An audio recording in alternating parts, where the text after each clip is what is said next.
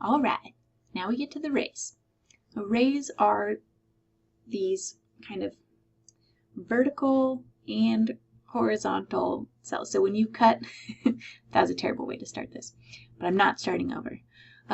So when you cut through a cross section, you see these as like stripes radiating through our cross section. If we were to go a long section, these would appear like sheets of cells. They're these sort of columns, but they're very thin columns, like a sheet. So here we are looking at them traveling through the xylem and the phloem. So this is an ability to transport water and nutrients back and forth between really any area of the plant. So this is a lateral transport system as opposed to a up and down transport system. So here we have ranks of living cells. So these are, I think, the only living cells in the xylem. So these are xylem rays. They're these thin sheets of cells that travel through the xylem, and they connect the pith to the cortex out here. So xylem rays, and then boom, as soon as we get into the phloem, phloem ray. Sometimes when they get into the phloem, they balloon outward. Sometimes they don't. So every ray is continuous throughout. So you see we have a xylem ray here that continues through the phloem, and then it's a phloem ray here, xylem ray here. It's the same kind of region of cells, but we just call it a different name once it transitions to a different area. So they're very easy to find when we have this sort of delta created in the phloem, but they still exist here in the phloem even when they don't balloon outward. So we have phloem rays traveling through the phloem and xylem rays when they're traveling through the xylem. Those are just parenchyma cells that allow for lateral transport of materials between different tissues in the plant. And here's my slide telling you that information. Notice here we're still pretty early in secondary growth. We don't yet have a year of xylem tissue, and we still have our epidermis and this forming periterm here. Okay, so let's take a closer look at those periterms. So here we are just starting to form the cork cambium. We have our epidermis still. It is starting to get sealed off from the rest of the plant. We have a layer of cork cambium here, again these kind of hamburger-like cells where there's a flat part in the middle where they've just divided, formed that new cell wall, and they're dividing this way, right? They're pushing cells out to the outside and cells to the inside, as our secondary meristems do. So the cork cambium is making cork cells. Notice that these cells are dead. They don't have anything inside. They're going to be filled with suberin, that waxy material, which will completely cut off the epidermis from the inside of the plant. In here, we still have our residual cortex cells. These ones happen to be parenchyma. We are starting to form some phelloderm cells, which is what the cork cambium produces to the inside. And these three layers together, cork, cork cambium, and phelloderm, are what we're referring to when we talk about a periderm. Okay, so bark, as you think about it, when you pull bark off a tree, is going to be composed of a few different things. There's the inner bark and the outer bark. The inner bark is actually made up of the secondary phloem. Why it's so tough is because it's full of phloem fibers, right? There's some living cells in there, but that's that secondary phloem becomes the inner bark. The outer bark are the periterms, which are composed of cork, cork cambium, and phelloderm. It's mostly dead tissue except for the cork cambium and the phelloderm, but those are constantly being kind of replenished to make more cork cambium because you're growing outward, so you're getting wider. You have to fill in more cells there. And then the cork is all dead, and that just accumulates on the outside. Okay, so here, now our epidermis is crushed. We have more cork cells that are forming. They're being filled with suberin. Their insides are dying. We have cork cambium here, again with that nice hamburger shape, so we can tell that those cells are dividing. And then phelloderm are these larger cells that get produced to the inside. And we still have cortex down here. If we look at more development, here we have our cork cambium, tiny little cells actively dividing.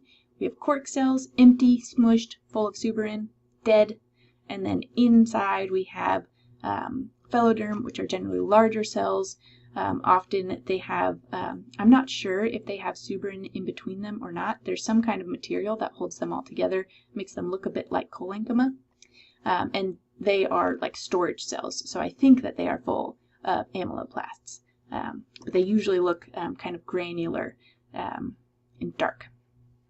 So all of that together is periderm. And I say periderm because it's one set of cork cambium, cork, and phyloderm. But as the stem is growing, right, it's getting wider, and those tissues are dead, they'll crack apart and become these sort of distinct chunks of periderm, and we get multiple layers of periderm forming that bark on the outside, the outer bark. So outer bark is formed of multiple layers of periderm. Each of these arrows points to a different periderm layer. So we just keep adding on more periderms. And each periderm is made up of cork, cork cambium, and phyloderm. Eventually, the cork cambium and phyloderm out there would die, and we would get new layers. Okay, so now we can look at types of wood. This is really easy to confuse because we have a few different types that have very similar names. I did not name them, I apologize. So we have hardwood versus softwood trees. All of the trees that we've been looking at in this particular lecture have been hardwood trees. They've had those large vessel elements, and they're angiosperms. Softwood trees don't have vessel elements. They are our gymnosperms. They evolved before vessel elements did, except for in the neophytes. So they only have tracheids, these thinner cells that have kind of like sets of pores on the side where they'll send water through, and not through this like nice pipe-like system like vessel elements. So here we have hardwood. It has large vessel elements. There are some tracheids in there, there's fibers in there, but we have the presence of vessel elements. That tells us this is a hardwood, it is an angiosperm. Those two terms go together. Softwood trees, you won't find any of those large vessel elements. Most of these conducting cells in the xylem will be approximately the same size. Some might be a little bigger, some might be a little smaller, but they are all tracheids, no vessel elements. They're approximately the same diameter. They do have the same early wood versus late wood. We have larger cells in the spring and smaller cells in the fall. So, hardwood, angiosperms, vessel elements.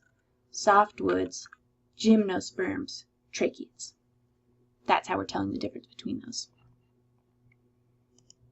Here you can compare them to each other and see that difference. The vessel elements really stand out in a hardwood tree. Okay, so we have hardwoods and softwoods. We also have early wood and late wood, and that's going to compose one annual growth ring. So here we have our early wood made of the larger cells, and we have our late wood, which is made of smaller cells. This can happen in both softwoods and hardwoods. So we'll see these annual growth rings in all of our tree cross sections. Unless you live in a tropical area where you have no seasons, because these form because of seasonality. So if you have relatively the same amount of moisture and temperature year-round, you're not really going to form these distinct growth rings. So early wood, these large open cells. Late wood, we have smaller cells. So notice you still have these cells that are relatively larger than the ones around them.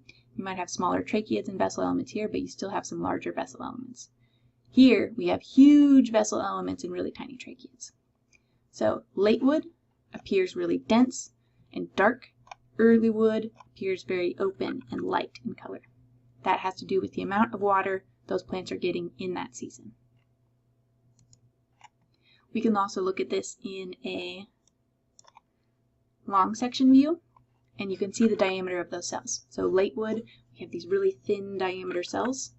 Early wood, we have much larger diameter. And you could tell because of these sets of bordered pits, these are tracheids that we're looking at here. Living cells going through are our ray cells. So we have hardwoods are angiosperms with vessel elements. Softwoods are conifers with tracheids. Early wood is just the larger cells on either one of those that forms when we are in our wet season. Late wood are the smaller diameter cells that form in a dry season. So, summary slide. Feel free to pause. And now we can see all of that in a wood cookie, which is just a cross section through a woody stem. So we have inner bark here. This is our secondary phloem. We have outer bark made up of multiple layers of periterms, and you can see those layers distinctly within that outer bark. Here's two more new terms for you. We have sapwood, which is this lighter section of the secondary xylem, and heartwood, which is this darker section of the secondary xylem. Both of these are secondary xylem. Both of them contain dead cells because all of the secondary xylem besides the rays are dead. So what's the difference here? The difference is whether they are actively conducting water or retired and not actively conducting water.